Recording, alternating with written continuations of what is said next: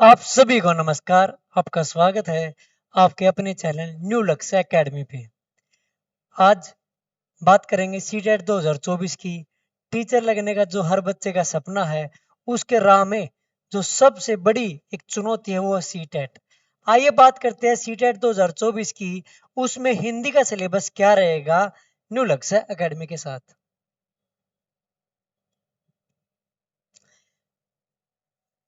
I hope आपको अच्छे से दिखाई दे रहा होगा। तो चलो चलते हैं।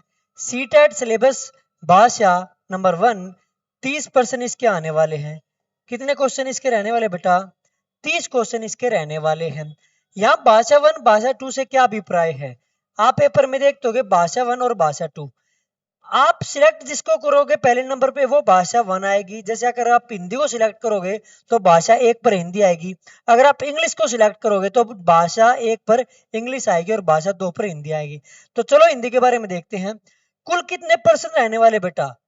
30 यानी 30% हमारे हिंदी के रहने वाले हैं। सीटेट भाषा एक सिलेबस में भाषा समझ और भाषा विकास का अध्यापन से संबंधित विषय वस्तु इस प्रकार है। यानी आप यहाँ दो चीजें समझना। पहली चीज क्या है? भाषा की समझ, अंडरस्टैंडिंग ऑफ लैंग्वेज, और भाषा का विकास, लैंग्वेज डेवलपमेंट या डेवलपमेंट ऑफ लैंग्वेज। इन दोनों चीजों को मिक्स करके सीटेट में हमें पेपर में चेक किया जाएगा। और ये इसलिए जरूरी है क्योंकि जो बच्चों को पढ़ाने का जो दौर होता है उसमें भाषा का विकास भी होता है, और उस भाषा के विकास तक ले जाने के लिए टीचर की समझ को चेक भी किया जाता है। इसलिए सीटेट में इस पूरे टॉपिक को ऐसे लिया जाता है। चलो आगे चलते हैं। ठीक है भाई। भाषा समझ 15% आपके भाषा की समझ रहेंगी कि आपकी समझ कितनी है भाषा को लेकर। यानी भाषा आपने जो बचपन से बोलते हो और उसकी गहराइयों को, उसके गु या ज्ञान को क्या आप समझ पाए हैं नहीं पाए हैं। आइए देखते हैं। एक गद्य और एक पद्य की समझ पर। देखो, गद्य क्या होता है और पद्य क्या होता है हर बच्चा जानता है। गद्य वो होता है जो एक पैराग्राफ की तरह होता है, और पद्य क्या होता है जो एक कविता की तरह होता है। तो उनको पढ़ना पड़ेगा, समझना पड़ेगा। उसके जो प्रश्न होंगे उनके जवाब उन्हीं में से निकालना पड़ेगा।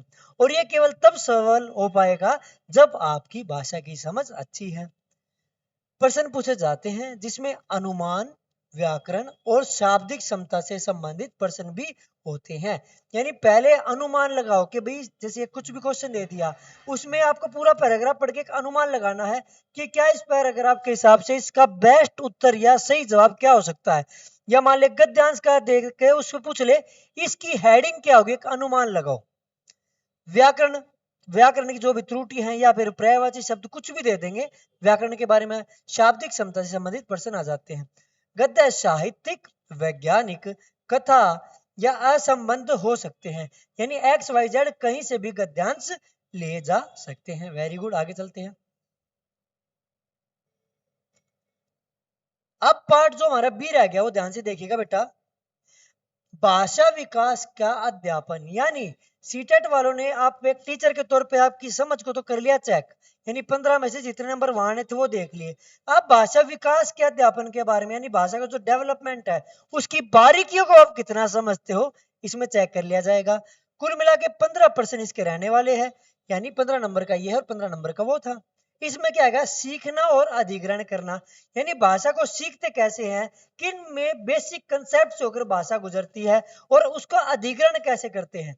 जैसे आप एक छोटे तौर पे समझना, जिस मातृभाषा के परिवेश में आप पैदा हुए हो वहां पे आप भाषा का अधिग्रहण करते हो। यानी डायरेक्टली और इनडायरेक्टली आप उसको सुनते सुनते आपके अंदर उसका अधिग्रहण होता है।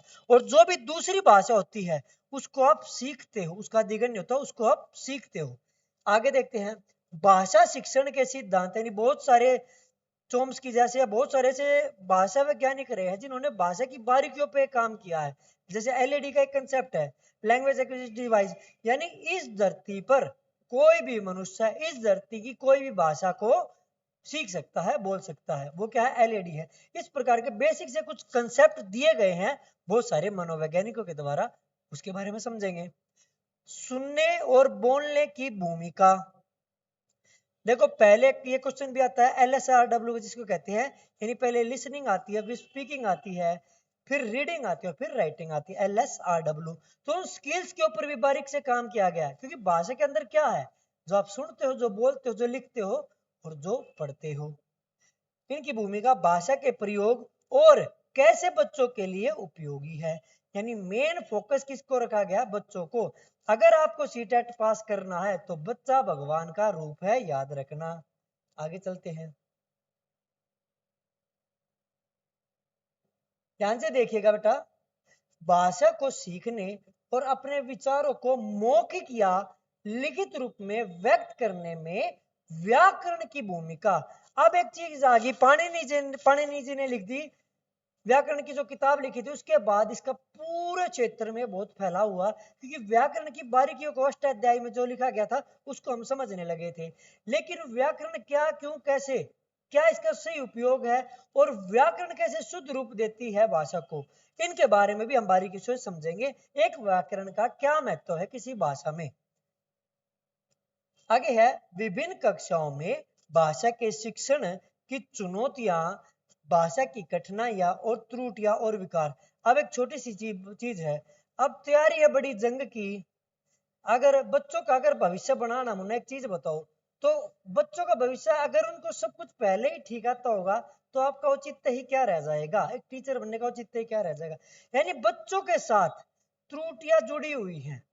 लेकिन एक चीज याद रखना, सीटेट में आता है कि त्रुटियां क्या दर्शाती है, त्रुटियां आपके सीखने की प्रक्रिया को दर्शाते हैं। यानी आप सीख रहे हो, बच्चे सीख रहे हैं, तो उसी सीखने की क्या क्या त्रुटि है, क्या क्या इनके समाधान है, और एक त्रुटि को किस पक्ष में लिया जाए, ये सब इसको हम बारीकी से समझेंगे, आपके सिलेबस में दिया गया है। भाषा कौशल, यानी भाषा को मात्र बोलना और एक स्किल के तौर पे उसको एक्सेप्ट करना, ये दोनों चीजें अलग है, और इसको कितनी बखूबी से, कितनी बारीकी से सिलेबस में दिया गया सीटेट के में। आगे देखते हैं, भाषा समझ और प्रवीणता का मूल्यांकन बोलने, सुनने, पढ़ने और लिखने, मैंने अभी बताया था LSRW। तो आपकी भाषा की समझ और उसकी प्रवीणता, प्रवीणता होती है निपुणता, यानी आप उसमें कितने निपुण हो, कितने प्रचंड विद्वान हो, यानी आपका लेवल क्या इस शिक्षक समाज के लायक है, या आप कुछ एक ऐसा दिया बन सकते हो जो बच्चों के अंधकार को खत्म करे। उसकी हर चीज की बारीकी की जाए सीटेट में केयर ली जाती है। शिक्षण अधिगम सामग्री, TLM जिसको आप कहते हो, यानी एजुकेशन के लिए क्या क्या TLM आप यूज कर सकते हो, और वो भी भाषा के लिए। पाठ्य पुस्तक, मल्टीमीडिया सामग्री, कक्षा के बहुभाषी संसाधन, यानी अल्टीमेटली क्या है, बच्चों को लैंग्वेज के क्षेत्र में कहीं कमी ना रहे, उसके लिए टीचर को अनेक सारी चीजों का क्या कहते हैं व्यवस्था करनी पड़ती है। टीचिंग लर्निंग मटेरियल है और कुछ भी संसाधन है, तो उन संसाधनों की बारीकियों को लेकर आप कितने अवेयर हो, कितने सजग हो, और एग्जाम के पॉइंट ऑफ व्यू से आप कितना बेहतरीन का जवाब दे सकते हो, उस सब की जांच भी इसमें कर ली जाएगी। और लास्ट में है उपचारात्मक शिक्षण। देखो, दो चीजें होती हैं, पहले निदान होता है, फिर उपचार होता है, यानी पहले आपकी समस्या को जाना जाता है और फिर उसके ऊपर कार्य करके उसका उपचार किया जाता है। तो बच्चों की भाषा से संबंधित, देखो कोई और किसी की नहीं, बच्चों की भाषा से संबंधित जिन भी समस्याओं का निदान आप कर लेते हो, उनका उपचारात्मक शिक्षण या रेमेडियल टीचिंग कैसे करोगे, क्या किस किस दौर से आप गुजरोगे, क्या क्या आपके स्टेप्स रहेंगे, किन किन मनोवैज्ञानिकों ने इसके बारे में कहा, उस सब के बारे में इसमें जाना जाएगा।